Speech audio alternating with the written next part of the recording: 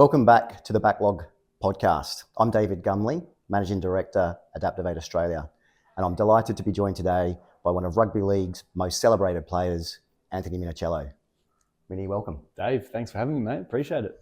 Mini, you've had an incredible journey from captaining the Roosters and winning premierships to building a thriving health and wellness business. What I'd like to explore today is understanding some of those habits, disciplines and mindset that carried you through the football field, now into the boardroom. Yeah, for sure. So if we start at the beginning, what are some of those habits and rituals that served you well in your sporting career that you now use today? Look, I think any sport gives a young child, any boy or girl, the ability to have a good, strong work ethic, sacrifice, teamwork if you're playing in a team sport, or even individual sports, there's a team around you. So you have to work with your team to try and get the best out of yourself. So, those qualities, teamwork, work ethic, sacrifice, persistence and consistency, all those qualities is what you need to succeed in life. And that's what we promote it in my own business, MiniFit. We're dealing with a lot of kids, but those things are really, that's what taught me to try and succeed in whatever I'm put my sort of passion to. I remember my parents, and especially my dad, he would always say, if you don't have a good, strong work ethic, you'll never get anywhere in life. That's my number one is work hard for it, be consistent with it, and you'll reach your goals if you're willing to do that. And can you walk us through like a day in your life when you're as an elite athlete to what it is today? Like just what some of those routines, some of those. Yeah, sure. So early days when I first signed at the Roosters, I was 16 and I was in year 10 at school, Liverpool Patrician Brothers. We actually finished in year 10, you had to move on to year 11 and 12 down the road. But I got signed late in that year and I said to my parents, that's it, I want to play first grade for the Roosters. But both of my parents said, no, you go for it, for sure, but you either need to finish year 11 and 12 or go get yourself a trade. So I wasn't really fond of school. I was went to school for PE. So I got myself a trade. My dad helped me get a job as a joiner, cabinet maker, out at Aust. So I was living at Liverpool. Austral's another 15 minutes further west. I would start early at 7 a.m, finish by 3, and then have to drive all the way into the east to train for the Roosters. So I did that for 3 years, where I would be, up at 6:30, work all day, travel with the old roads and the old M5. Yeah. It took an hour and a half back then to work, to training, come home, eat dinner late at night, and go to bed and do it all again. So that was a good sort of foundation I had built up of strong work ethic in my early years. And then, coming through into first grade and developing consistent habits, obviously doing the training that's required of you by the coaches, but then doing your extras. If you want to be the best or be in first grade, then you can't just do what's required and that's it and go home. You need to do your extras. So I would always do the training required, do my extras, and then also visualization was really huge for me. Visualizing what I wanted out of this week's game, or pushing through fatigue, all those types of things. Those were my 3 things that I had to get ticked off through the week to feel confident going into a game. And then towards the end of my career and through the middle part of my career, I got injured quite a bit. So I really learnt and educated myself on the power of nutrition and recovery and sleep and hydration. So those things were a must. I was, anywhere between 80 to 20, 90 to 10%. 90% of my week would revolve around good nutrition, recovery, sleep, then do those 3 things, the training, the extras and the visualization piece. And that's what would get me ready for a game. And now being retired, my routine, I've got a morning routine that I do every single morning, and that's, start the day with 300 to 400 mils of water with a pinch of salt or some electrolytes for hydration. I've got a red light, infrared light panel, and cold shower. So that's how I start the day. That's my morning routine, and that gets me ready to take on the day and what I need to do. So that's every morning. And then I still, focus on training through the week, nutrition, and then trying to get 8 hours sleep each night is important to me. And yeah, the body's feeling good from it. when you do things consistently, it's you get the benefits. You mentioned injuries during your career, and as an athlete, you would have bounced back from a number of setbacks, I guess, whether it be injury or poor performance or what have you. How did you approach that? Yeah, so the first 6 years of my career, I made my first grade debut at 19, and I didn't get really injured until I was 26 or 25, no, 26, yeah, 26. So those, first five or so years, I sort of was, I was brought up on a farm, so Italian heritage. So we used to cook our own food, have our own veggie patches and cows and chickens and eggs. So, that's my mum used to cook all the natural produce up. So I had a really good foundation of health. And as you move out of home at 18 and you move into the city and start to try and play first grade, that foundation gets lost. You're eating out. There's a bit of a drinking culture. It was a huge drinking culture back in the day. That would happen each weekend, and slowly my body started to deteriorate. So in 2006, I got a back injury. 2007, another back injury. 2008, a neck injury. 2009, a leg injury. So I really had limited amount of games through that 4-year period, where I sort of had to evolve and learn about being a full-time professional, not just being a professional in the four walls of the Roosters, but being outside when you go home. What are you doing with nutrition, your hydration, your sleep, your recovery, all that type of stuff. So I really honed in on that and took a deep dive into it. And I just saw my body recover and repair over time. And that's what gave me a passion for it.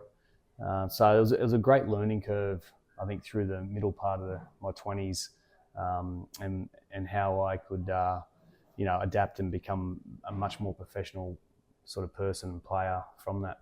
And improve the longevity of your career. Yeah, definitely. When I come back in 2010, I was 30. So, your class is old in professional sport at that age. I played 5 years again with no injury to finish my career on my own terms. So that was really pleasing. Those, although it was tough at the time, they were huge learning curves, and that's the reason why I actually started my business, MiniFit. I just registered the name in 2010 because through that period where I was injured, you have to have a backup plan, don't you? If I don't come back and play first grade again, what am I going to do? I didn't want to go back to being a joiner, so I always loved working with kids and kids fitness, and that's how MiniFit sort of began. It was through the injury period and coming up with ideas. What role did your support network play when you were coming back from those setbacks and injuries? Yeah, it was huge. Terry, my wife, I'd met in 2006, and she helped me through that 4-year period, massively. I remember before I changed everything with the nutrition and the lifestyle, I just had crap food in the cupboards, and medicine cabinet was huge, and she would look at it and go, "Aren't you supposed to be a professional athlete? What's going on here?" So and then when I kept getting injured, she kept asking, "But you got to find out the reasons why. Why is your body doing this and someone else's isn't?" So that sort of why kept ringing in my head through that period, especially 2008, where I was trying to find answers and learn anything I could to repair my body. So she was a massive help to me. Obviously, my parents have been there from day dot, and they've seen how hard I work to get back as well. So having that support network is important, because you can't do things by yourself, especially in anything in life, really. Even in any good corporation or business, it's a team of people. Any good sporting outfit, it's a team of people that will get you to where you want to go. So moving from your playing days to retirement and into setting up your businesses, etc. What was the biggest challenge at the start of your retirement? Well, it's always a challenge playing professional sport for 19 years.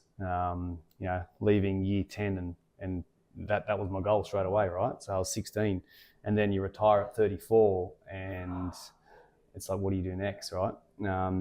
And the blessing was those injuries, because I actually registered the name MiniFit, and then in 2012 I got some help with writing some school programs and trying to take MiniFit into the school system, because I started noticing that some schools were outsourcing their physical activity.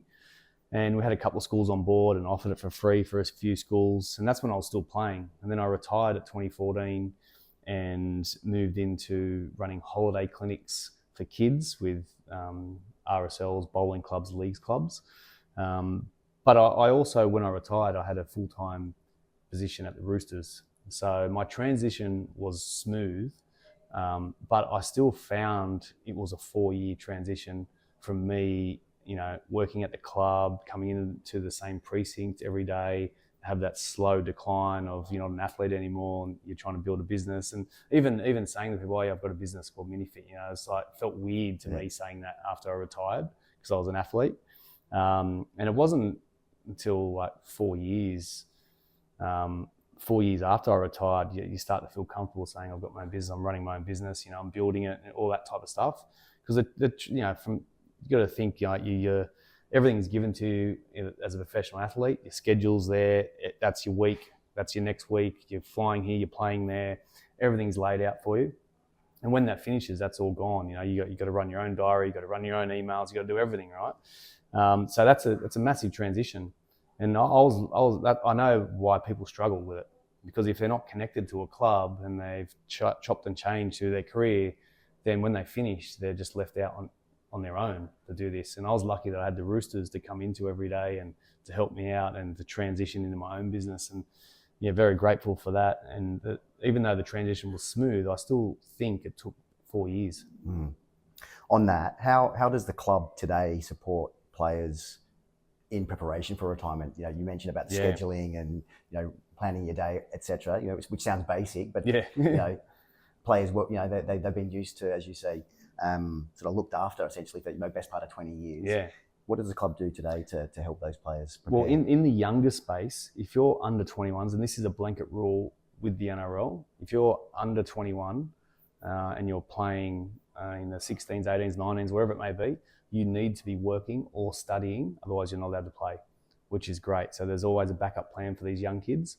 And then in the first grade level, they can study or pursue what they like, and that is partly funded by the NRL as well. So their education around planning for after your career becomes really important, because it just doesn't take I'm say someone's retiring that year, I'm going to plan that year. It takes longer than a year to plan for after footy, and not many people know about that, because in the world of sport, things happen really quick. From week to week, you can change your game plan in a week, you practice it and you deliver it out in the weekend. But in business, that doesn't happen. Right? It's a slow burn. Things take time to build relationships and connections and stuff like that. Whereas in the sporting world, everything's happening really fast and quick. So you can get swept up in that and think, oh, that's just going to happen when I retire. Everything's going to happen really quickly. But that's not the case, So planning is the key there for after your career. Talking about MiniFit and your business operations, how do you apply some of those lessons learned from the sporting world into running MiniFit? Yeah, so we started this year. Just myself and my GM did it, where we went through a little leadership thing, and we created a vision and mission statement for our business. And by the end of the year, we're going to do it with the rest of the team, with the other 3 PE teachers that are on board. Just to go through what our vision is as a business, so that everyone's on the same page. And I think that's really important. And I learned that from Trent Robinson, our current coach, in 2013, when we changed everything. We created these trademarks and the standards that we wanted to live by each day. And we come up with these certain words that we wanted to attach our attack and defense to, and all that type of stuff. So I'm definitely keen to start implementing that in my own business.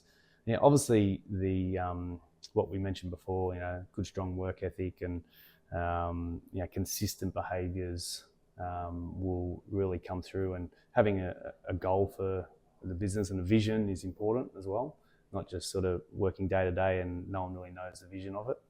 So I think that's important. Is there a business leader or a business that inspires you or gives you inspiration? Oh, there's lots, I suppose. A good friend of mine, and he's my accountant as well, Anthony Bell, he's got a really strong business You know, he's someone that I speak to regularly on strategy and stuff like that. But there's also, like, you know, the guy, Aaron McKenzie, the guy that I trained with, and I learned all this nutrition information off and dived into it. You know, he's definitely a mentor of mine as well, and training with him still now, and, you know, learning what he's adapting into his business and what other, you know, different sort of recovery modalities or nutrition tips and stuff like that is really interesting to me as well. So I think, you know, having mentors and people that you can lean on is really important.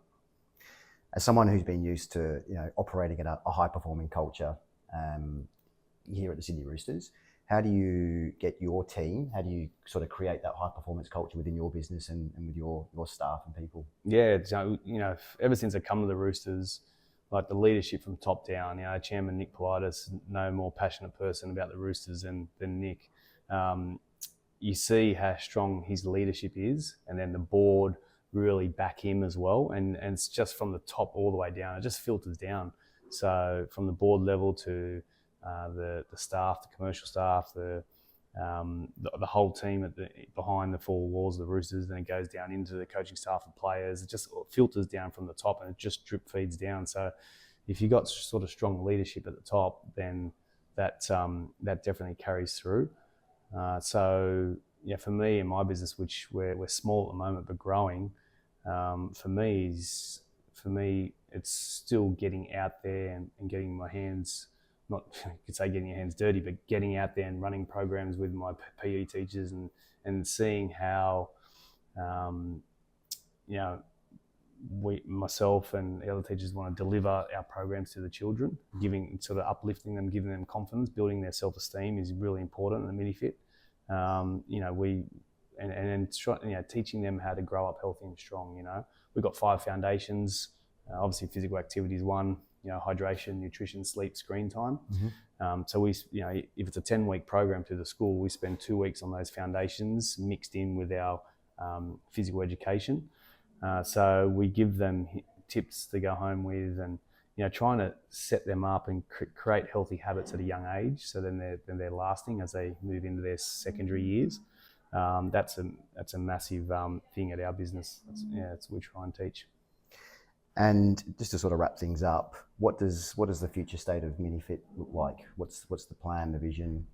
The vision is to keep growing in New South Wales, and then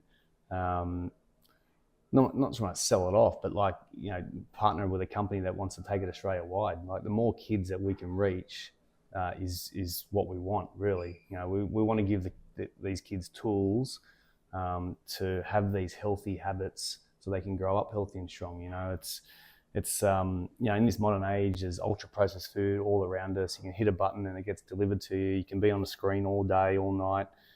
So getting kids moving again, getting them interacting and socialising is really important for their mental health, firstly.